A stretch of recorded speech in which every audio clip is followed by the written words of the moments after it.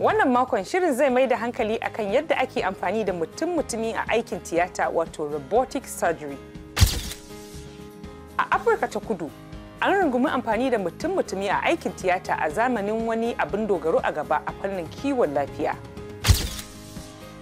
Wani ƙwararren likita a Najeriya, Dr. Ibrahim, ya yi ƙarin haske a game da fiɗa da mutum-mutumi. Bugu da ƙari kuma, wani rahoton ƙungiyar Global Action for Sustainable Development ya ce wani kaso mai yawa na al'ummar Liberia suna salwanta sakamakon ta'ammali da miyagun ƙwayoyi. Waɗannan na daga cikin rahotannin da za mu duba a cikin shirin lafiyarmu na wannan makon.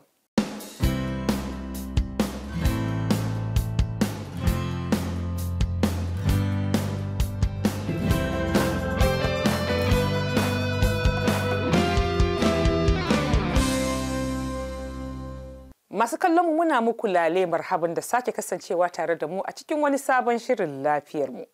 Sunana Aisha Mu'azu.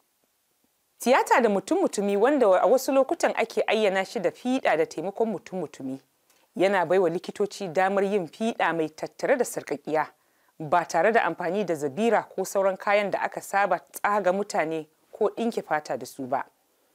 Irin wannan fiɗar ana yin ta ne da taimakon hannayen mutum-mutumi, wanda likitan da ke jagorantar fiɗar yake sarrafa su, waɗanda suke amfani da kayayyakin fiɗar. Sannan akwai na'urar ɗaukan hoto a jikinsu, musamman ma domin kaucewa yanka mai girma ko faɗi. A wasu lokutan ana amfani da shi wajen yin kwatance da tsarin fiɗa da aka saba da ita tun fil azal. Ƙwararru sun ce yin fiɗa da taimakon mutum-mutumi yana ƙara ingancin tiyata, nagarta da kuma rage matsalolin da suke biyo bayan fiɗa.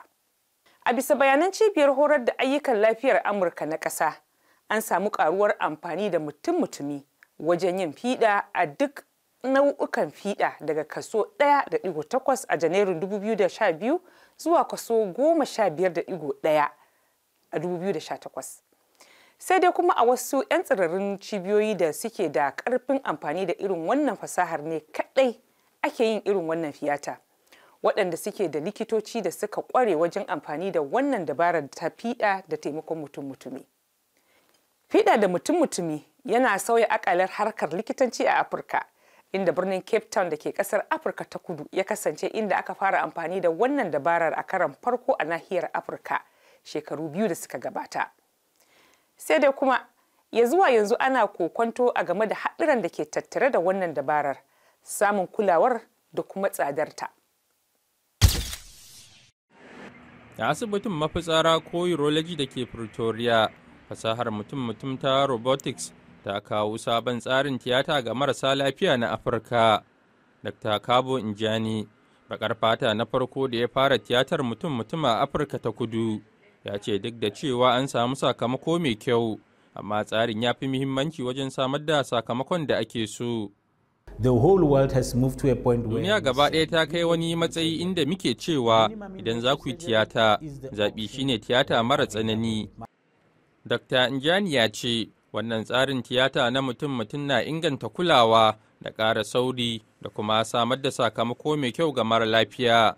Duk da sauye-sauye da ake ci gaba da samu da ƙaruwar nau'ukan tiyata da ake amfani da mutum-mutum wajen yinsa a faɗin duniyan nan, akwai ƙarancin damar yin amfani da wannan fasaha a Afirka.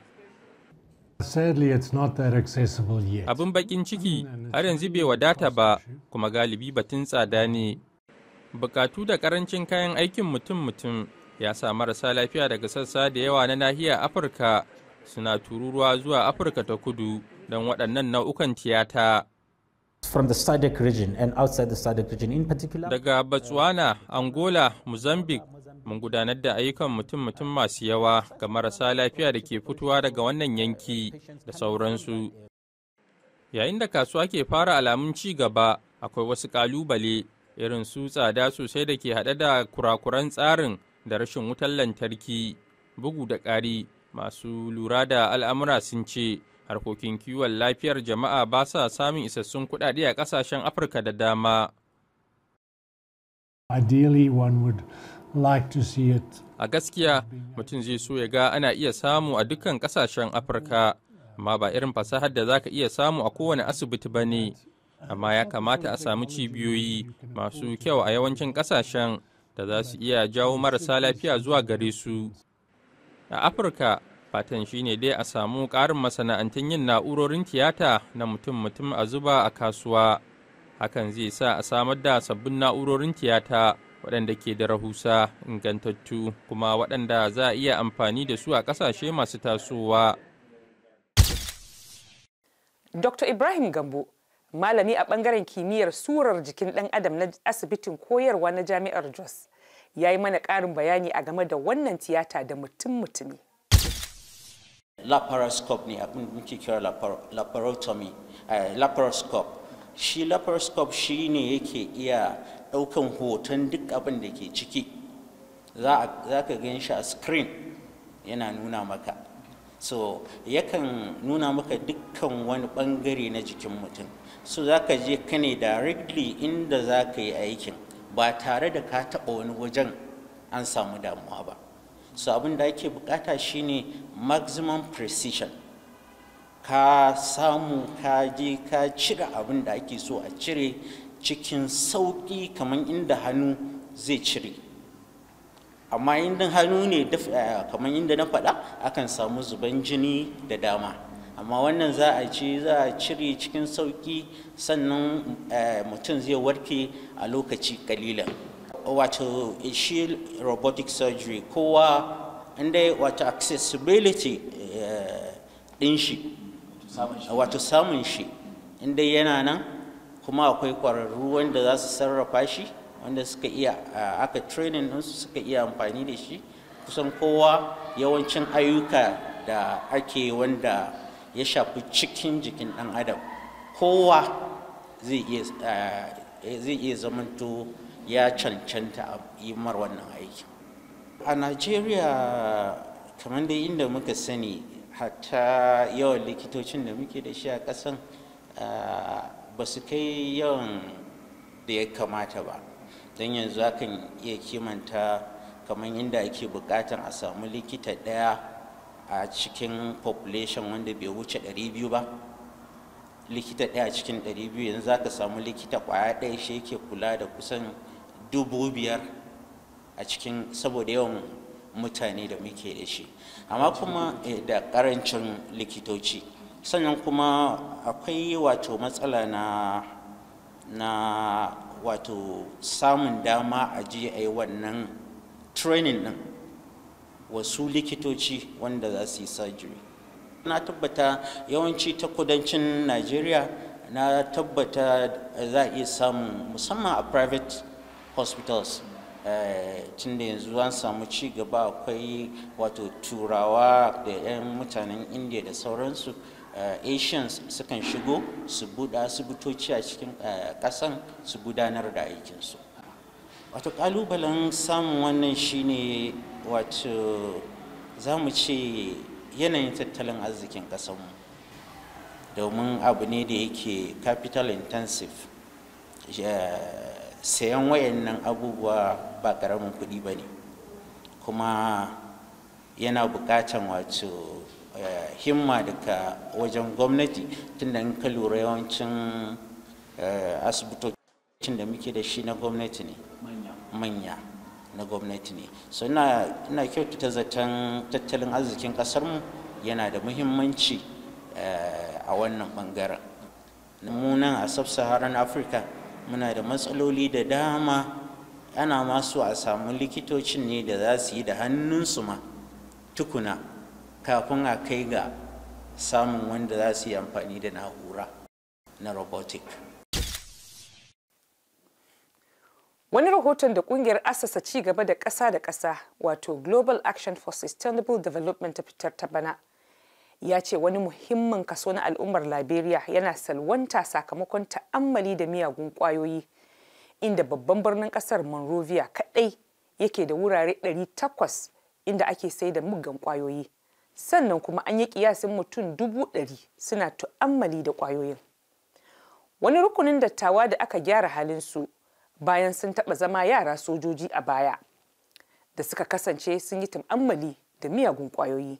Yanzu sun shiga wannan yaƙi da miyagun ƙwayoyi inda suke amfani da dabarun zamani da ke amfani da tarihin wani wanda ya taɓa fuskantar irin matsalar da mutum yake fama da ita wajen shawo kansa. Ga rahoton da Senanu Todd ya haɗa mana daga Monrovia. A kusa da kogin Du a Monrovia, wata al'umma ce mai kusan matasa 150 da ta yi bakin suna wajen yin amfani da muggan ƙwayoyi da tallace-tallacensu.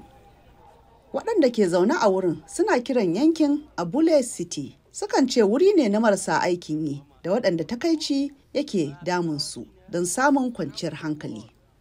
Benedict Souza, mazauni ne kuma shugaban al'ummar, ya ce rashin aikin yi a Liberia ya jefa matasa da dama cikin halin kakanikayi, wanda ya sa da yawa suna amfani da ƙwayoyi don huce takaici. Abule contain all of the category habits. Okay, well, look at people there. Abule ya kunshi dukkan nau'ikan masu shaye-shaye. Muna samun masu shan barasa a can, muna samun masu amfani da ƙwayoyi a can, muna samun masu amfani da sigari a can, muna samun masu amfani da wiwi a can, muna samun masu amfani da kush a can, kowa. Benedict ya bayyana cewa yayin da rashin aikin yi a Liberia ya sa wasu matasa shiga munanan ayyukan laifuka, al'ummomi irin su Abule City suna baiwa waɗanda ke zaune wurin kariya. We don't allow intruders, criminals to come into our midst. Ba ma barin masu aikata laifuka su shigo cikinmu domin muna da alhakin kula da mazauna wannan al'umma. Mun yarda cewa waɗannan abubuwa munanan guba ce da gaske, abinda bai kamata mu yi ba, amma saboda yanayi muna yin su. Wani rahoto na 2023 na Global Action for Sustainable Development ya ce akwai unguwannin marasa galihu 866 kamar Abule City a babban birnin Liberia kaɗai.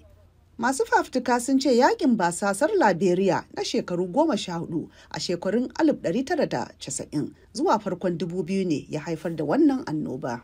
Since the end of the Civil War. Tun bayan kawo ƙarshen yakin basasa, batun shan miyagun ƙwayoyi ya fara a ƙasar. Da farko, hakikanin waɗanda suke ɗabi'ar jagororin yaƙi ne. Ana ba su ƙwayoyin ne domin su jajirce a fagen daga.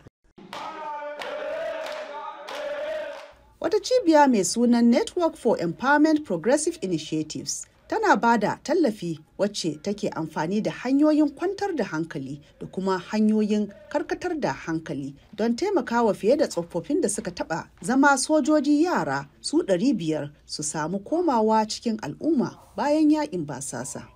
Bor ya ce shirin yanzu yana amfani da CBTs don taimakawa matasa masu fama da shan miyagun ƙwayoyi. There are some that are carrying weapons.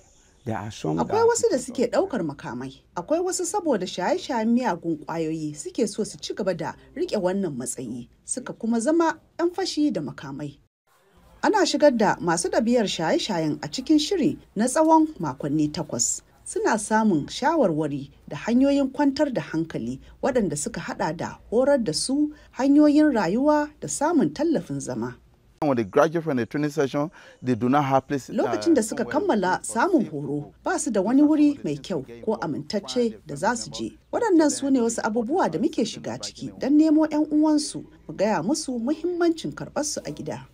NEPI ta yaya matasa 314 masu amfani da muggan miyagun ƙwayoyi daga rukunin farko a watan Agusta domin su sake shiga cikin al'umma. Tare da tallafi daga tsofaffi da suka taɓa zama sojoji yara masu aikin sa-kai sun ce suna fatan magance shan miyagun ƙwayoyi a Liberia sannan a hankali. Shirin lafiyarmu na wannan makon kenan.